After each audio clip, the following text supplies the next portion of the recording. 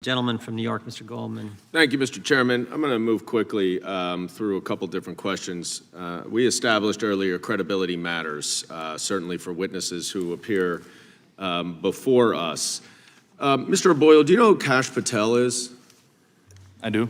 Have you received any money from Kash Patel or his organization? I have. When you previously met with the majority members and/or majority staff of this committee, was Kash Patel present for that meeting? No. To your knowledge, has Kash Patel ever spoken to the committee members on your behalf? Not that I know of. Not that you know of. Was anyone present for your previous meetings with committee members and staff on the majority that were not members of this committee or staff of this committee? My counsel. Your counsel? Anyone else? I don't think so. No. Is Kash Patel helping you finance your counsel? Not that I'm aware of. Okay.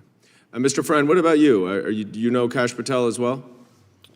Yes. And did you receive any money from Kash Patel? Yes, he gave me a donation last November. A donation? Yes. Are you a charitable organization? I was an unpaid, indefinitely suspended man trying to feed his family, and he reached out to me and said he wanted to give me a donation. Did he have any, was he present for any of your meetings with committee members or staff? No. And how many times did you meet with the committee members or staff prior to your transcribed interview? I never met with them prior to my transcript. Did you speak to them on the phone? Yes. Okay, all right, so you spoke to them on the phone. Yes, I spoke to them on the phone, corresponded. Did you provide documents? Yes, I gave them my written declaration. Did they ask you whether they could share that with the minority? I don't know. At the time, I don't believe they were actually in the majority. Did they ask you whether they could share the documents? I don't remember if they did or didn't. I want to focus a little bit on that SWAT case that you mentioned, Mr. Friend, where the SWAT team was used to make an arrest of someone associated with the domestic violent extremist group. That was not your case? That was a case that was within my office. The Joint Terrorism Task Force sort of ran all the cases together. Okay. Well, did you work on that case? My name is on it. I did not perform work for it. Got it. And what evidence did you have that this defendant had offered to surrender to the FBI? The evidence I had was in his conversations with the individuals from my office who he spoke to. He said that he would cooperate. So he said he would cooperate with the FBI, but he never told you that he would surrender to an arrest. Those are two different things, you agree, right? No, I wouldn't. If somebody told me that if you need anything from me, just let me know, I'll cooperate, I would interpret that to mean I could reach out to them if I had a criminal charge. Really? Yes. Interesting. All right, that's certainly not my experience. Mr. Allen, you passed around information to other members of the FBI related to January 6th, is that right? Yes, sir. And you were admonished by your supervisor not to do that, is that right? I was not, sir. You were not. So when it says here in the FBI's letter to Mr. Jorman of yesterday that your supervisor admonished you to stop circulating these materials on multiple occasions, you're saying right now that the FBI is lying to this committee? That statement that they wrote is inaccurate. Okay. Did you write to your colleagues to, quote, exercise extreme caution and discretion in pursuit of any investigative inquiries or leads pertaining to the events of January 6th? Yes, I corresponded with my teammate. Did you write that? Yes, I wrote those words in the correspondence. And that was after you had been admonished not to send information about January 6th, right? I was not admonished to not send information. But you do agree that your personal opinion should not influence your official duties, don't you? No, you should be objective and analytical in all the decisions and information. No, that was my question. Your personal views should not influence your official duties. No, you should be objective in doing the conduct of your job. And now, Mr. Friend and Mr. O'Boyle, I don't have much time, but you agree that you were field agents, correct? Correct. And you understand chain of command, do you not, Mr. O'Boyle? I do. Right. So that if you make a suggestion to a supervisor and your supervisor overrules you, that's the nature of the business, isn't it? Not if it's a violation of a law. And or you rule. make decisions about whether grand jury subpoenas should be served or not as Time a to- field time- agent of the FBI? Time the gentleman is If I have a expired. reasonable belief, I can make a protected disclosure, which is what I've done. Okay, but do you think you make those Time the gentleman is decisions? expired.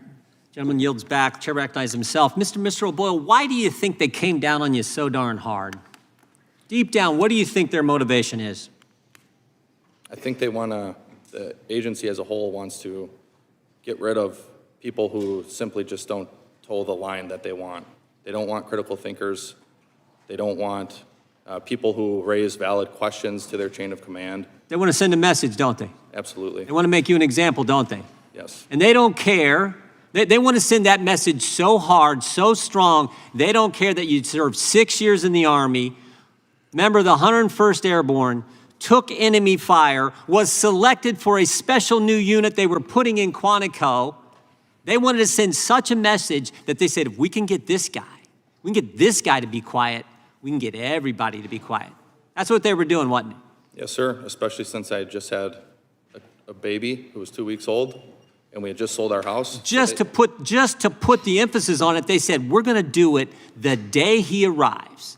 The day we've worked with him, we selected him, he's done a great job in the FBI, he served our country, took an oath to the Constitution, took an oath to defend this country. He's going to move, we're going to send all his stuff in this van to this moving. We're going to do that. When the day he arrives, we're going to suspend him. We're not going to let his family get their belongings. We're not going to let him get his clothes for his kids, his winter coats for his children. We're going to send a message. And they did. They suspended you. They took your pay. They don't let you get health insurance. They made life miserable for you to send a message. Because you know what? You reported on the first big screw up they had in this administration. The first big one. You reported to us as a whistleblower about the school board's issue. The Biden administration, they thought this was going to be a win for them politically. They thought it was going to make Terry McAuliffe governor of Virginia. Backfired on him. And you reported. Would it surprise you, Mr. O'Boyle, to know that the FBI told us they looked at 25 parents who were reported on this snitch line that was set up with this memorandum from the Attorney General? They looked at 25 parents. How many do you think of them were actually ever investigated and prosecuted? How many think were prosecuted, Mr. O'Boyle? If I had to guess, I'd say 0. Zero. And you came to us because you say this is wrong. This is wrong to set up some federal snitch line, some neighbor calling in because they don't like their neighbor's politics, reporting to the FBI, go investigate these parents. They said, we got to get this guy. We got to get Garrett O'Boyle because you had the courage to step forward. And it's not just with this issue, because we have the memorandum from the Richmond field office about Catholics, right? If you're pro-life, pro-family, and you're Catholic, look out. The FBI wanted to put people inside the church, inside the parish, to spy on fellow citizens. Does that surprise you, Mr. O'Boyle, that actually happened in the Richmond field office? It doesn't, not anymore. Scary. And you know that memorandum, by the way? It was signed off by 5 people in that office. One of them was the chief division counsel, a lawyer who supposedly went to law school and probably had a course on the Constitution, signed off on that memorandum. Scary stuff. Scary stuff. Mr. Allen, you served 20 years. You had a security clearance for 20 years. You served our country as well, right? Yes, sir. Honorably discharged. Yes, sir. Won medals from the Marine Corps. Yes, sir. They came after you too, didn't they? And you simply did. Mr. Goldman just asked you a few questions. You were simply doing your job. Your job as an analyst is to compile information, open source information, present that to your colleagues so they're fully informed about the case. Is that right? Yes, sir. And you did that job, didn't you? Yes, sir. You followed your oath, right? Yes, sir. You adhered to the rule of law. Correct, sir. You were consistent with the Constitution, just like the oath you took when you signed both as serve our country in the military and at the FBI. Yes, sir. And you did the same thing, didn't you, Mr. Friend? Yes, sir. And yet you felt the full weight of the federal government come down on you guys. And of course, they timed it perfectly. They sent a letter to us yesterday. We knew they would. We knew it was going to happen that way. And as Mr. Boyle said earlier, he's getting his hearing tomorrow, right, Mr. Boyle? That's when they tried to schedule it. We've not heard back. Yeah, thank you. Thank you for your service to the country. Mr. Bishop was right. The poise, the way you've handled yourself, the gentleman way you've handled yourself here, the way you've served our country, it does not go unnoticed. The American people appreciate what you've done for our country and what you are doing for our country. God bless you. I yield back. Now recognize